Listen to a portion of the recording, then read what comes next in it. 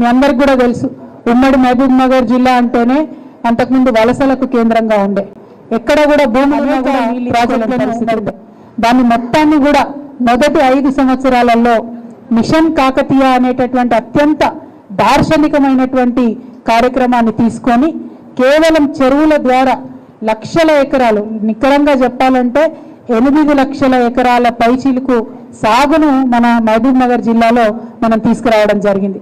అందులో చెరువులది చాలా పెద్ద పాత్ర ఉన్నది. ప్రతి నియోజకవర్గంలో కూడా 20,000 30,000 ఎకరాలను కేవలం చెరువులను బాగు చేసుకోవడం ద్వారా మనం తెచ్చుకోవడం జరిగింది.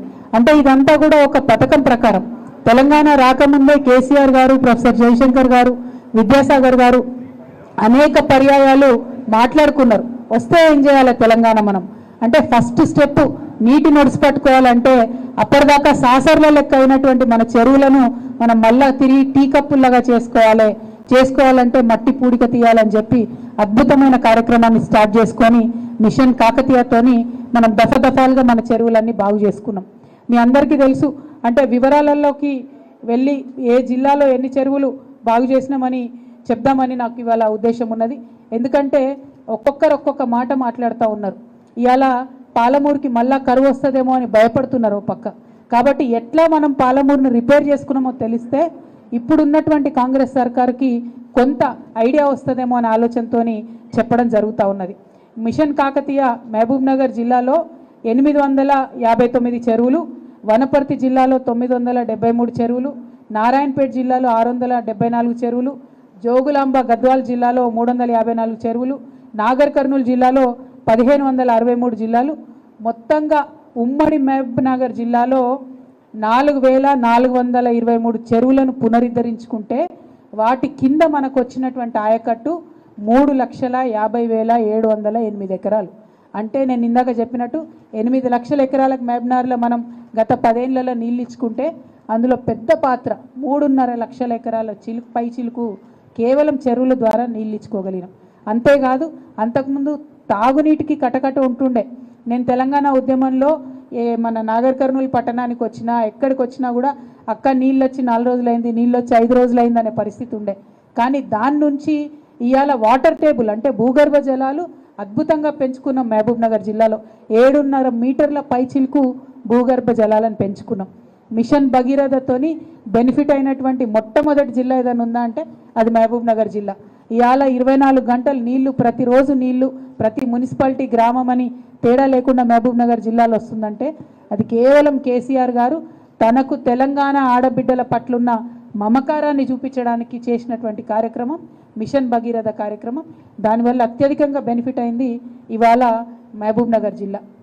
ఇవాళ అటువంటి జిల్లాలో మీరు చూస్తున్నారు అక్కడక్కడ సోషల్ మీడియాలో వీడియోలు కనబడుతున్నాయి. మళ్ళా పొలం ఎండిపోతున్నది, మళ్ళా యూరియా కోసం లైన్లు కట్టే పరిస్థితి వస్తున్నది. ఏవైతే ప్రాజెక్టులు ఫినిష్ కావాలనుకున్నామో కాకుండా ఉండేటటువంటి పరిస్థితి వస్తున్నది. మరి ఇవన్నీ చూస్తుంటే బాధ అవుతుంది, గుండె చెరువైతుంది. అందుకే ఇవాళ మాట్లాడుతున్నాం. మనం ఆనాడు అనుకున్నాం Palamuru Kalwakurthy lift irrigation scheme complete చేసుకోవాలని. కేసీఆర్ గారు సక్సెస్ఫుల్లీ ఆ యొక్క కార్యక్రమాన్ని కంప్లీట్ చేసి మిగతా 8 లక్షలలో మిగతా ఏదైతే ఉంటుందో సాగు ఆయకట్టంతా కూడా కల్వకుర్తి ద్వారా చాలా నియోజకవర్గాల్లో మనం నీళ్ళు ఇచ్చుకోవడం జరిగినాం. ఒక మన షాద్నగర్ ఒక్కదానికే కొంత కల్వకుర్తి నుంచి నీళ్లు బెనిఫిట్ కాలే, కానీ మిగతా అన్నిటికీ కూడా కల్వకుర్తి లిఫ్ట్ ఇరిగేషన్ స్కీమ్తోని బెనిఫిట్ అయిన విషయాన్ని ఈ సందర్భంగా నేను గుర్తు చేస్తూ ఉన్నాను. అట్లనే ఏదైతే పెండింగ్ ప్రాజెక్టులు ఉండేనో భీమా కావచ్చు, నెట్టంపాడు కావచ్చు, అవన్నీ కూడా పూర్తి చేసుకోవడం జరిగింది. అన్నిటికన్నా ఎక్కువ ఒక 2 ప్రాజెక్టులు కేసీఆర్ గారు పాలమూరు నల్గొండ కోసం, రెండింటికి మహబూబ్ నగర్ నల్గొండ కోసం ఆలోచన చేసిండు. ఒకటి Palamuru Rangareddy lift irrigation scheme, 2 డిండి ప్రాజెక్టు. ఈ 2 కూడా దాదాపు 60% పైగా పనులు జరిగిపోయినాయి. మన పాలమూరు రంగారెడ్డిలో అయితే మీకు తెలుసు నార్లాపూర్ దగ్గర ఒక బటన్ ఒత్తి పంప్ హౌస్ కూడా మనం చాలు చేసినటువంటి పరిస్థితి. అంటే ఇప్పుడు ఉన్నటువంటి ప్రభుత్వం నిజంగా కూడా మహబూబ్ నగర్ జిల్లా రైతాంగానికి నీళ్ళు ఇవ్వాలంటే 8 టీఎంసీల పైసీలకు ఎత్తిపోసేటటువంటి మొత్తం వ్యవస్థ కూడా సిద్ధంగా ఉన్నది. కానీ ఈ 15 నెలల్లో ఒక్క తట్ట కూడా మట్టి సీఎం గారు ఇదే జిల్లాకు సంబంధించినటువంటి బిడ్డ అయినా మహబూబ్నగర్ బిడ్డనే ఇవాళ ముఖ్యమంత్రిగా ఉన్న ఒక్క తట్ట మట్టి కూడా పాలమూరు రంగారెడ్డి పథకంలో ఎత్తిపోయలేదు. ఇది చాలా బాధాకరం, చాలా దురదృష్టం. అట్లా కాకుండా ఉల్టా ఆయన ఏం చేసిండ్రు, కేసీఆర్ గారిని బద్నాం చేయాలని చెప్పి మాకు కొడంగల్ నారాయణపేటకు మీరు నీళ్ళు ఇవ్వలేదు కాబట్టి సపరేట్గా లిఫ్ట్ ఇరిగేషన్ స్కీమ్ పెడతామని చెప్పి ఇందులో ఉన్నటువంటి అనేక స్కీమ్లను పక్కకు తీసేసిండ్రు. దాంతో ఏం జరుగుతున్నది ఇవాళ అంటే మహబూబ్ నగర్, నల్గొండ, రంగారెడ్డిలో 4.5 లక్షల ఎకరాల ఆయకట్టుకు డైరెక్ట్గా నష్టం వాటిల్లుతున్నది. పైగా ఇప్పుడు ఏదైతే Kodangal Narayanpet lift irrigation scheme పెట్టిండ్రో దానికి ఇంటేక్ బీమా నుంచి తీసుకుంటున్నారు. అయితే నిపుణులంతా చెప్తున్నది ఏంటంటే బీమా నుండి కాకుండా జూరాల నుండి ఇంటేక్ తీసుకుంటే ఆ లిఫ్ట్ ఇరిగేషన్ స్కీమ్ కూడా సక్సెస్ఫుల్గా రన్ అయ్యేటటువంటి ఆస్కారం ఉంటుందని చెప్తున్నాం. కనీసం ఈ సూచనన్న గౌరవ ముఖ్యమంత్రి గారు మరి ఆలోచన చేయవలసిందిగా మేము కోరుతా ఉన్నాం. మరి ఇవాళ ప్రతి విషయంలో మీరు చూస్తున్నారు ఎంత నిర్లక్ష్యం అనేటటువంటిది కనబడుతుంది. ఒక పక్క మిషన్ భగీరథను సంపూర్ణంగా మెయింటైన్ చేసేటటువంటి పరిస్థితి లేదు. ఇప్పుడు ఇంకో పక్క మిషన్ కాకతీయలో రిపేర్ చేసుకున్న చెరువులను సంపూర్ణంగా మెయింటైన్ చేసే పరిస్థితి లేదు. ఇదివరకు కేసీఆర్ ఉన్నప్పుడు టైంకి యూరియా వస్తుంది ఎట్లా, ఇప్పుడు రాదెట్లా, ఏం మారింది? అదే అధికారులు, ఢిల్లీలో కూడా అదే గవర్నమెంటు, ఏం మారలే. మారింది ఏంది అంటే కేవలం ముఖ్యమంత్రిగా ఉండేటటువంటి వ్యక్తిలో ఉండాల్సినటువంటి ఆలోచన, ఆ విశాల హృదయం అన్నది మాత్రమే మారింది. నేను కేసీఆర్ గారి బిడ్డగా వారిని చూసిన. వారు ఏం చేసేదంటే ఆఫ్ సీజన్ ఏదైతే ఉంటుందో, అంటే పంట పొలాలకు యూరియాకి ఎక్కువ డిమాండ్ లేని టైం ఏదైతే ఉంటుందో ఆ టైంలో కేంద్రంతో మాట్లాడి కొట్లాడి మనకు పీక్ సీజన్లో ఎంత యూరియా కావాలనో ముందే తీసుకొచ్చి నికరంగా ఇక్కడ నిల్వ చేసి పెట్టేవాళ్ళు. అందుకే ఎన్నడూ కూడా మనకు యూరియా కొరత రాలే. కానీ ఈ ప్రభుత్వానికి అటువంటి సోయి లేదు. ఎప్పుడు కూడా ఇంతవరకు ప్రాజెక్టుల మీద రివ్యూ చేయలేదు, వ్యవసాయం మీద రివ్యూ చేయలేదు, యూరియా మీద రివ్యూ చేయలేదు. మరి టైంకి రావాలంటే ఏడికేళ్ళు అందుతాయి, ఏడికేళ్ళు వస్తాయి, ఆకాశం మీదకి వెళ్ళి ఊడిపడాయి కదా. కేంద్రంతో మనం అనుసంధానం చేసుకొని చేయాల్సినటువంటి పనులు ఈ ముఖ్యమంత్రి గారు దూర ఆలోచనతోని చేస్తే, దార్శనికత్వం చేస్తే బాగుంటుందని ఇప్పటికన్నా మేము వారికి సూచన చేస్తూ ఉన్నాం. దాంతోపాటు ఇవాళ మీరు చూసిండ్రు ఇదే జిల్లాలో ముఖ్యమంత్రి గారి సొంత జిల్లాలో వారి సొంత ఊరికి కూతవేటు దూరంలో ఎస్ఎల్బీసీ టనల్లో యాక్సిడెంట్ అయింది. ఇదే ఎస్ఎల్బీసీ టనల్లో గత 10 ఏళ్ళు కేసీఆర్ గారు ఉన్నప్పుడు 11.5 కిలోమీటర్లు కేసీఆర్ గారి హయాంలో తవ్వితే ఎటువంటి యాక్సిడెంట్ కాలే. కానీ ఇవాళ ఇక్కడ నిన్న యాక్సిడెంట్ స్థలానికి మా బీఆర్ఎస్ బృందం కూడా సందర్శనకు పోయింది. వాళ్ళందరూ కూడా చెప్తా ఉన్నారు ఏంటంటే అక్కడ పోతే వర్కర్లందరూ చెప్తున్నారట నీళ్ళు వస్తున్నాయి సార్, మట్టి వస్తుంది సార్ అని చెప్తుంటే కూడా నిర్లక్ష్యపూరిత వైఖరితోని ఏం కాదు మీరు పని చేయండి అని చెప్పి పంపించిర్రు. అంతేకాకుండా అక్కడ ఉన్న వర్కర్స్ అంతా చెప్తున్న మాట ఏంటంటే 3 నెలలుగా మాకు జీతాలు లేవని చెప్తున్నారు. దాని మీద కూడా పట్టి లేదు, రివ్యూ లేదు. మరి ఆ కాంట్రాక్టర్ ఇబ్బందులలో ఉన్నాడంటే ఇదివరకు కేసీఆర్ గారు ఏం చేసిరు, అఖిలపక్షం ఏర్పాటు చేసి అసెంబ్లీ సాక్షిగా ఆ కాంట్రాక్టర్లకు ఉన్న ఇబ్బందులు తొలగించే ప్రయత్నం చేసిరు. మరి ఎందుకు అదే కాంట్రాక్టర్ కావాలంటే భారతదేశం మొత్తంలో ఆయన ఒక్కయనే ఉన్నాడట ఆ పని చేసిన ఆయన, ఆ సొరంగం దువ్వట ఆయన. కాబట్టి మంచికో చెడ్డకో ఆయననే మనం కంటిన్యూ చేయాలి కాబట్టి ఇబ్బంది రాకుండా ఉండాలని కేసీఆర్ గారు చేసిండ్రు. మరి అదే పని ఇవాళ రేవంత్ రెడ్డి గారు ఎందుకు చేయలేకపోతున్నారు? దయచేసి ఒకసారి ఆలోచించాలి. అంతకుముందు కాంగ్రెస్ హయాంలో ఇదే ఎస్ఎల్బీసీ సొరంగం తవ్వేటప్పుడు కరెంటు బిల్లు కాంట్రాక్టర్ కట్టుకోవాల్సి ఉంటుండే. అయితే ఏమవుతుండే, జన్కోవాలు ఊకూకే డ్యామ్ సైడ్ దగ్గరకు పోయి కరెంటు కట్ చేసే పరిస్థితి ఉంటుండే. ఆ విషయం కేసీఆర్ గారికి తెలిస్తే క్యాబినెట్ని ఏర్పాటు చేసి తీర్మానం చేసింది. ఏమని, కరెంటు బిల్లు ప్రభుత్వమే కడుతుంది, జన్కోవాలు పోయి పవర్ కట్ చేయొద్దు అని చెప్పారు. అందుకే బీఆర్ఎస్ హయాంలో 11.5 కిలోమీటర్ల టనల్ను ఏకదాటిగా తవ్వగలిగినాం, ఇబ్బంది లేకుండా తవ్వగలిగినాం. అటువంటి ఆలోచన ఈ ప్రభుత్వం చేస్తలేదన్నదే మా బాధ. ఇవాళ ఇప్పుడు మనం ఇక్కడ ప్రెస్ కాన్ఫరెన్స్ మాట్లాడుతున్న సమయంలో అక్కడ ఒక్క మంత్రి కూడా లేదండి, ఒక్క మంత్రి కూడా లేరు.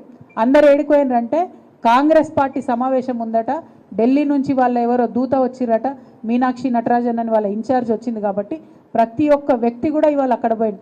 అంటే ఎస్ఎల్బీసీలో 8 మంది ప్రాణాలు సొరంగంలో కొట్టుమిట్టాడుతుంటే కాంగ్రెస్ నాయకులకు వాళ్ళ పార్టీ మీటింగ్ పడుతుంది తప్పితే ఇక్కడ పోతున్న ప్రాణాల మీద లెక్కలేదు. ఇప్పటిదాకా ముఖ్యమంత్రి గారు రాలేదని ప్రతిపక్షాలన్నీ గగ్గోలు పెడుతుంటే అది కూడా పెడచెవిన పెట్టి నిన్న మొన్నటిదాకా ఉన్నటువంటి ఇరిగేషన్ శాఖ మంత్రి కూడా అక్కడ లేకుండా వెళ్ళిపోవడం అంటే ప్రాణాలంటే ఎంత లెక్కలేనితనము, ప్రాజెక్టులంటే ఎంత లెక్కలేనితనం ఈ ప్రభుత్వానికి అన్నది అర్థమవుతుందన్న విషయాన్ని పత్రికా ముఖంగా మీ అందరికీ తెలియజేస్తూ ఈ వైఖరిని బీఆర్ఎస్ పార్టీ నుంచి మేము చాలా తీవ్రంగా ఖండిస్తూ ఉన్నాం. అదేవిధంగా మరి ఉమ్మడి మహబూబ్ నగర్ జిల్లాకి యావత్ తెలంగాణకు కూడా మీరు అనేకమైనటువంటి హామీలు ఇచ్చిండ్రు. అందులో అత్యంత ముఖ్యమైనటువంటిది రైతన్నలకు ఇచ్చినటువంటి రైతు రుణమాఫీ హామీ. ఇవాళ రైతు రుణమాఫీ ఎక్కడ కాక బాధపడుతున్నటువంటి పరిస్థితి ఉన్నది. ముఖ్యంగా గిరిజనులు, చిన్న సన్నకారు రైతులు పాపం ఒక్కొక్కరు 1,00,000, 1,50,000, 2 లక్షల దాకా రుణం తెచ్చుకుంటే ఒక్కొక్క కుటుంబంలోనే దాదాపు 3-4 లక్షలు అప్పులైనటువంటి పరిస్థితి. ఆనాడు రేవంత్ రెడ్డి గారు ఏమన్నారు, మీరు ఓన్లీ ఒక్కొక్కరు 2-2 లక్షలు రుణం తెచ్చుకోండి, మేము మాఫీ చేస్తాం, 9వ తారీఖు రాగానే ఒక్క సంతకంతో మాఫీ చేస్తామని చెప్పి ఇవాళ వేలాది మంది రైతుల జీవితాలతోని ఆడుకుంటున్నటువంటి ప్రభుత్వం కాంగ్రెస్ ప్రభుత్వం. తక్షణమే సంపూర్ణంగా రుణమాఫీ చేయాలని చెప్పి మేము డిమాండ్ చేస్తూ ఉన్నాం. అదేవిధంగా రైతు భరోసా కూడా ఇస్తామని చెప్పిండ్రు, ఇంతవరకు కూడా అత్తాపత్తా లేదు. సగం మందికి వస్తుంది, సగం మందికి వస్తలేదు అన్నట్టున్నది.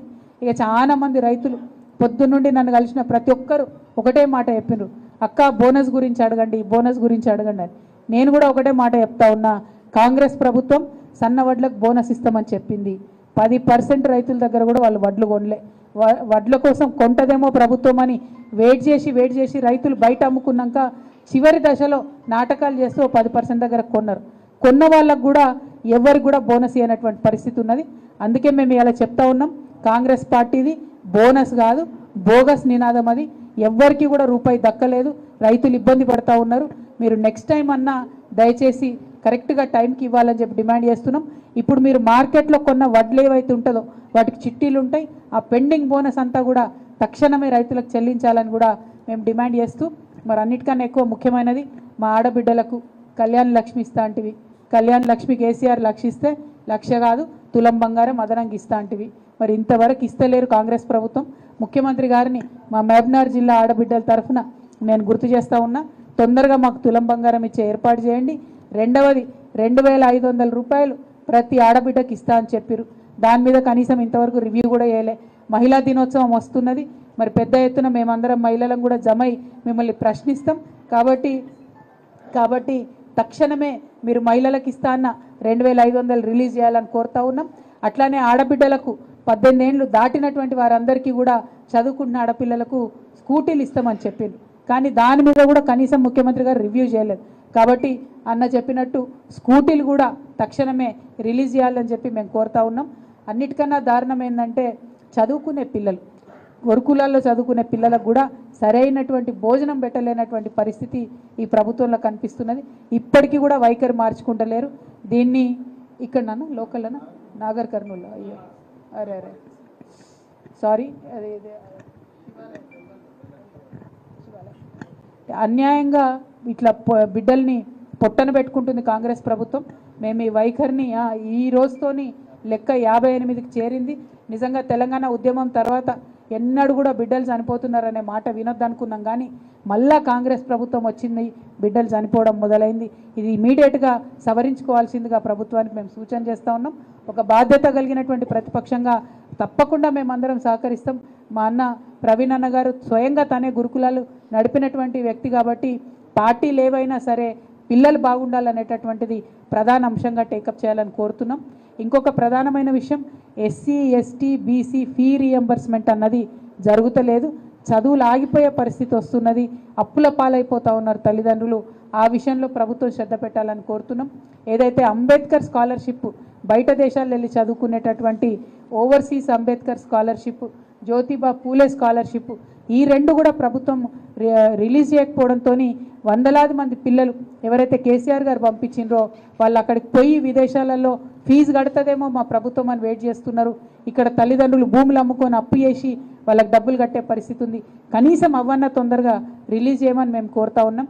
మీరు పెద్ద పెద్ద కాంట్రాక్టర్లకు, మెగా కృష్ణారెడ్డి లాంటి వాళ్లకు మీ సొంత జిల్లాలో వట్టెం పంప్ హౌస్ మొత్తం మునిగిపోతే ఆ కట్టిందే మొత్తం మెగా కృష్ణారెడ్డి గారు. ఎక్స్పర్ట్ కమిటీ వేస్తామని చెప్పారు. ఇవాళటి వరకు కనీసం ఆ ఎక్స్పర్ట్ కమిటీలో ఎవరున్నారో కూడా చెప్పకుండా పెద్ద పెద్ద వాళ్ళని మీరు ఈజీగా వదిలిపెడుతున్నారు.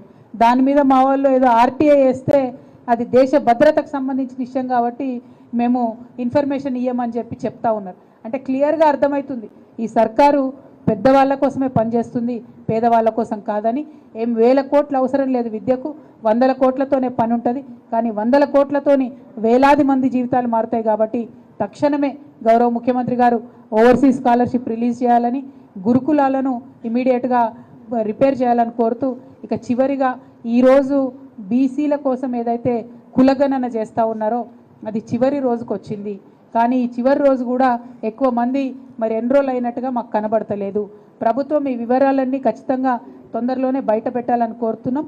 కానీ మా ప్రధానమైన డిమాండ్ ఏంటంటే మీరు ఈ వివరాలు 1 కులాల వారీగా పెట్టాలి బయట, 2 ఏ గ్రామంలో ఆ గ్రామంలో ఖచ్చితంగా గ్రామ పంచాయతీలో మీరు పేస్ట్ చేయాలి, మీరు చేసిన కులగన్న వివరాలు పేస్ట్ చేయాలి. ఎందుకంటే ఎవరిదన్నా తప్పుపడి ఉంటే కింద నుండి పైకి చెప్పేటటువంటి ఆస్కారం ఉంటుంది. మీరు చేసిన లెక్కల మీద నమ్మకం లేదని ఇలా యావత్ బీసీ సమాజం కూడా ఆందోళన ఉంది. కాబట్టి మీరు ఆ చేసినటువంటి కులగణనను ఆ రిపోర్ట్ను అసెంబ్లీలో పెట్టాలి. 1 కులాల వారీగా వివరాలు ఇవ్వాలి, 2 3 గ్రామ పంచాయతీలో డీటెయిల్స్ ఇండ్ల వారీగా ఇవ్వాలని చెప్పి మేము డిమాండ్ చేస్తూ ఉన్నాం. మరి ఇప్పటి వరకు ఓపికగా వేచి చూసిన మా మీడియా మిత్రులందరికీ మళ్ళొకసారి హృదయపూర్వకంగా నమస్కారాలు తెలియజేస్తూ, నాగర్ కర్నూలు రావడం, మా నాయకులను ప్రజలను అందరినీ కలుసుకోవడం, లక్ష్మీనరసింహస్వామి దర్శనం చేసుకోవడం చాలా సంతోషాన్ని ఇచ్చింది. కానీ ఆ ఎస్ఎల్బీసీలో మరి పాపం ప్రాణాలు ఉన్నాయో పోయినాయో అన్నట్టు ఉన్నటువంటి ఆ 8 మంది కూలీ బిడ్డలు ఇక్కడికి మన దగ్గరికి బతకడానికి వచ్చినటువంటి వాళ్ళ కుటుంబాలు వాళ్ళందరూ కూడా బాగుండాలని, ధైర్యంగా ఉండాలని మనస్ఫూర్తిగా దేవుడిని ప్రార్థన చేస్తున్నా. Thank you. జై తెలంగాణ, జై బీఆర్ఎస్, జై కేసీఆర్.